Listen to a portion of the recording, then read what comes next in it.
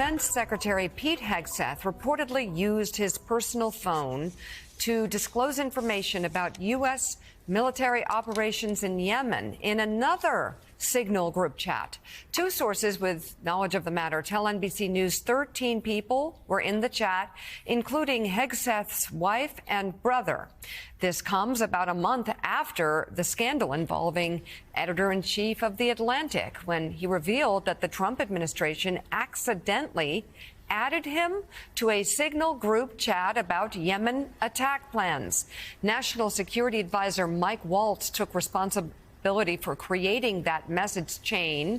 It was Hegseth who revealed the attack plans in that initial scandal. But the New York Times report Hegseth started this other chat and essentially shared the same information in both groups, including the flight schedules for the military jets that targeted the Houthis. Moments ago, White House Press Secretary Caroline Leavitt said that President Trump stands strongly behind Hegseth, adding that this is what happens when the entire Pentagon is working against him and the monumental change Hegseth is trying to implement. Joining us now, retired four-star Army General Barry McCaffrey. He's an NBC News and MSNBC military analyst. And Joe, I'll let you take it to McCaffrey. I will say that it seems that the White House is still trying to lay blame on someone else on something that a person in the administration very clearly did.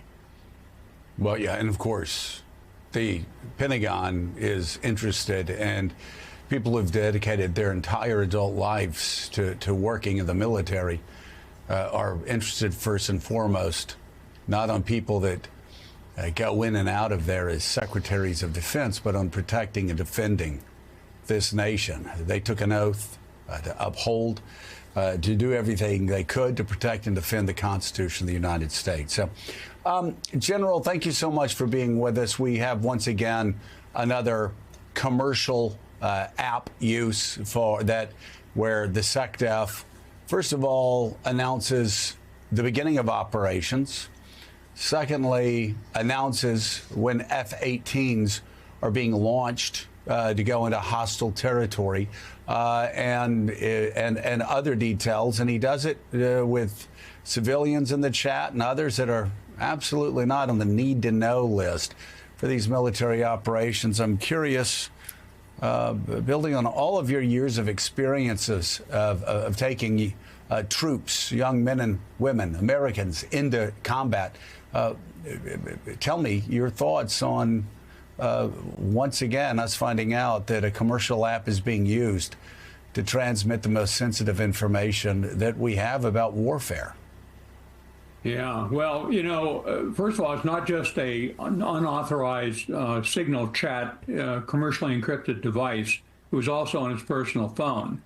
And he should assume, he has been told, all of the cabinet officers, when they come in office, from the time the president won the election, would have been targeted by Chinese, Russians, North Koreans, Iranians. He should assume that they're capable of breaking that. And what he was divulging was pending military operations. So we got Navy carrier pilots launching into combat operations where the Houthis do have surface-to-air missiles, where the carrier itself is vulnerable during that launch sequence, and he's putting it all at risk. My own take on it, I think he was just, in a sort of a juvenile way, boasting, look at the cool secrets I've got. And I think you're going to find out that he's been using this all along as a way to evade the official Documents Act, where you have to preserve communication. So it's hard to understand what he was, the arrogance, the vulnerability that he projected. Yeah, it is hard to understand. It's even for civilians such as myself, why he would do this. And General, I just want you to underline, because you know, even as a member of the House Armed Services Committee, you know, we would get sensitive information, and the thought that we would share it with civilians or share it with people outside of that committee, if it was classified information, is just astounding. Please try to put this into perspective on what an extraordinary, not only breach this is, but how extraordinarily reckless it would be for someone in your position or Secretary of Defenses that you served under to do similar things. Well, some of the Secretary of Defense I served, like Dr. Bill Perry, are the opposite end of the spectrum. What we've got here is a sense of arrogance and unaccountability, and ignorance of the rules, a sense of disbelief that it's possible for his personal phone to be monitored by foreign intelligence agencies. But that's all well and good, but it wasn't just politically sensitive things he was revealing. It was information that could put at risk the lives of Navy combat pilots. So, again, there's just no sense of it all. And I think we're going to find out that routinely this cabinet group has been sharing sensitive information on an unauthorized link. They've got to grow up. They've got to understand their responsibilities to protect U.S. national security interests. We should note the New York Times in its reporting suggested that the Secretary of Defense was warned by staffers to not use Signal for this sort of purposes, but yet he did anyway. So, General, the White House press secretary made an appearance this morning on another network saying that the Secretary of Defense still had the full support of the White House. Hegseth himself just briefly gaggled with reporters and said that he spoke to the president and that he was good to go, and said that blamed this whole story on disgruntled staffers and the fake news. We know that some of his senior staff just quit in recent days. So talk to us about that chaos, but more than that, what message would it send if Secretary of Defense continues to keep his job? What message does that send to those men and women in uniform who are putting their lives on the line each and every day under his command? Well, this secretary was a major in combat operations in Afghanistan. And you just got to go back in your own mind. Had he sent his wife back in the United States and brother and personal lawyers classified information on a pending helicopter assault in Afghanistan, he would have been canned.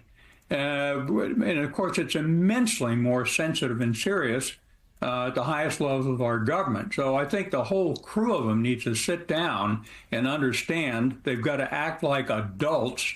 They got to obey the rules, that they are vulnerable to foreign intelligence collection. But this is an arrogant group of people that don't think the rules apply to them. General, can you spell out the foreign intelligence collection a little bit more there? How possible would it be for Russia or China or somebody acting independently who would then on-sell the information to somebody else to hack into Signal on a private telephone like this? We're always told that Signal is an encrypted service that is safe. Is it totally immune from being hacked? Well, first of all, your personal phone is not safe in any way, despite the commercial encryption of the signal transmission, nor are intermediate servers necessarily safe. But I would just suggest to you that I'd be astonished if the Brits, the U.S., the Iranians, the Chinese, the Russians, all of them haven't also busted the signal encryption. If foreign leaders are using it, then our NSA would try and bust it. We won't know. They wouldn't hopefully ever respond to that kind of a question. But and by the way, when it comes to intelligence collection on the U.S. government, our allies now undoubtedly have us as one of their primary collection targets. The Danes will want to know if we're about to mount a military operation against Greenland, just as an example. So these are not secure systems. We put a multi-billion-dollar global secure communication system in place, SIPRNet, for our officials to use. And these people decided it didn't apply to them. Again, I think the real reason they do that is that it could be a bro channel on Signal and stay out of the Official Records Act. I think that's what they were doing it for. Retired four-star Army General Barry McCaffrey, thank you so much for being with us as always, and thank you for your service to this country.